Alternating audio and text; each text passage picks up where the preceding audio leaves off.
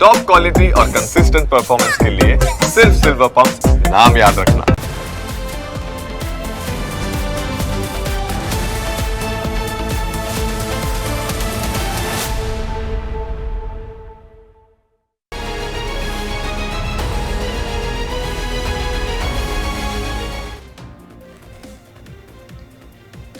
કાળઝાળ ગરમીમાં શેકાતા ગુજરાતીઓ હવે રેનકોટ અને છત્રી તૈયાર રાખજો, કારણ કે ટૂંક સમયમાં જ રાજ્યમાં વરસાદ વરસવાની આગાહી કરવામાં આવી છે.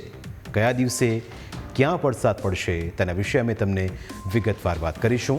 રાજ્યમાં અત્યારે કાળઝાળ ગરમી પડી રહી છે. બપોરે લોકો ઘરની બહાર નીકળી શકતા નથી. ગરમીથી ત્રસ્ત લોકો હવે પ્રાર્થના કરી રહ્યા છે કે મેઘરાજા ઝડપથી પધરામણી કરે તો સારું. અને લોકોની આ પ્રાર્થના મેઘરાજાએ જાણે સાંભળી લીધી હોય તેમ હવે ટૂંક સમયમાં જ ગુજરાતમાં વરસાદ પડશે. હવામાન વિભાગે આગાહી કરી છે કે 30 મેથી 2 જૂન સુધી થંડરસ્ટ્રોમ સાથે વરસાદ પડશે, એટલે ભારે પવન સાથે વરસાદ પડશે.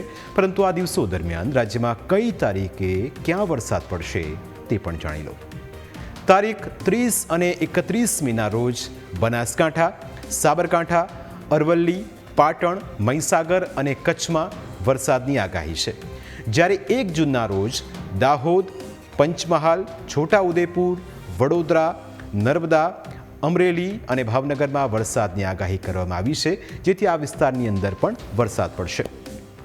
2 જૂનના રોજ અમરેલી, ભાવનગર, દાહોદ, મહીસાગર, પંચમહાલ, વડોદરા, નર્મદા, છોટાઉદેપુર, તાપી અને ડાંગમાં વરસાદ પડવાની શક્યતા છે.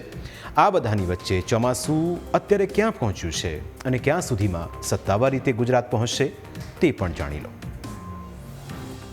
દર્શક મિત્રો, મે મહિનાની કાળઝાળ ગરમી તો પડી જ રહી છે, સાથે સાથે હવે ચોમાસાએ પણ એંધાણ આપવાની શરૂઆત કરી ચૂકી છે. અને ખાસ કરીને ભારત અને ગુજરાતની વાત કરવામાં આવે તો ભારતમાં ખાસ કરીને કેરળથી મોન્સૂનની જ્યારે શરૂઆત થતી હોય છે ત્યારે કેરળ બાદ ગુજરાત, કેરળ બાદ જે રીતે મહારાષ્ટ્ર અને મહારાષ્ટ્ર બાદ ગુજરાતમાં જે મોન્સૂન છે, ચોમાસું છે, તે વિધિવત આવવાનું છે તેની આપણે વાત કરી લઈએ.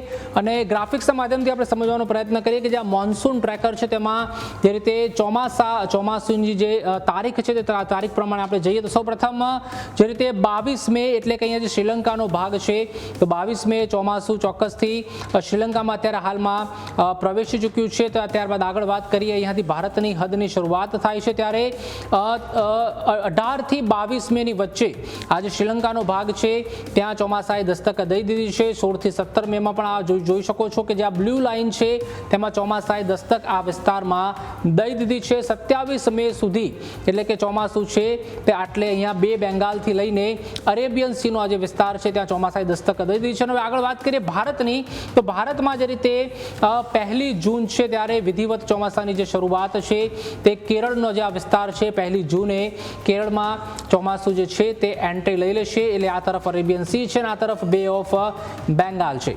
આગળ વાત કરવામાં આવે તો આગળ કેરળથી સીધું જે ચોમાસું આગળ વધતું હોય છે મહારાષ્ટ્ર તરફ તે જતું હોય છે અને 5 જૂન જે છે તો 5 જૂને ચોક્કસથી આજે મહારાષ્ટ્રનો આટલો જે વિસ્તાર છે ત્યાં ચોમાસું છે તે આગળ વધશે. ત્યારબાદ આગળ વાત કરીએ તો 10 જૂનમાં પણ જે મહારાષ્ટ્રનો આગળનો વિસ્તાર છે, અલગ અલગ જે વિસ્તાર છે ત્યાં ચોમાસું પહોંચશે. આ તરફ મધ્યપ્રદેશમાં પણ પહોંચશે. અને એની આગળ વાત કરવામાં આવે તો 15 જૂન આસપાસ જેમ દર વખતે ચોમાસું હોય છે તે ગુજરાતમાં દસ્તક દેતું હોય છે. ને નીચેનો જે વિસ્તાર છે ખાસ કરીને નવસારી, દક્ષિણ ગુજરાતનો ડાંગ, વાપી, વલસાડનો, તો ચોક્કસથી 15 જૂન આસપાસ જે છે ચોમાસાની વિધિવત એન્ટ્રી છે તે ગુજરાતમાં થવાની છે. અને દક્ષિણ ગુજરાતનું આ જે પોર્શન છે ત્યાં ચોમાસું વિધિવત એન્ટ્રી લેશે. ત્યારબાદ આગળ વાત કરીએ તો 15 જૂન બાદ 20 જૂન અને 25 જૂન અને 30 જૂનનો આ સમય છે. ત્યારબાદ ગુજરાતની બહાર પણ એટલે કે ઉપર જો વાત કરવામાં આવે તો રાજસ્થાન તેમજ પંજાબમાં પણ જે ચોમાસું છે તે એન્ટ્રી લેશે. એટલે કે 15 થી 25 જૂનની વચ્ચે વિધિવત જે ચોમાસું છે તે ચોક્કસથી ગુજરાતમાં બેસી જશે. અને દક્ષિણ ગુજરાત બાદ મધ્ય ગુજરાત હોય કે આ તરફ સૌરાષ્ટ્ર તેમજ કચ્છનો જે વિસ્તાર છે કે ઉત્તર ગુજરાતનો જે વિસ્તાર છે ત્યાં પણ ચોમાસું છે તે વિધિવત એન્ટ્રી લઈ લેશે. એટલે અત્યારે હાલમાં જે રીતે કાળઝાળ ગરમી તો પડી જ રહી છે, પરંતુ સાથે સાથે મેઘ મહેર ક્યારે થશે તેની પણ જે લોકો છે તે આતુરતાથી રાહ જોઈ રહ્યા છે. ત્યારે હવામાન વિભાગ દ્વારા પણ આગાહી વ્યક્ત કરવામાં આવી છે. મહત્વનું છે કે આ વર્ષે ગરમીનો પ્રકોપ ખૂબ જ પ્રચંડ રહ્યો છે. એસીમાં રહી રહીને લોકો પણ હવે કંટાળ્યા છે, કારણ કે કુદરતના એસી જેવી મજા કૃત્રિમ એસીમાં નથી. અને એટલે જ લોકોની પ્રાર્થના છે કે ઝડપથી મેઘરાજાનું આગમન થાય અને હાશકારો અનુભવાય. પણ આ વખત વાત ચિંતાની છે. કયો વાયરસ ગુજરાતની ચિંતા વધારશે તે જોઈએ.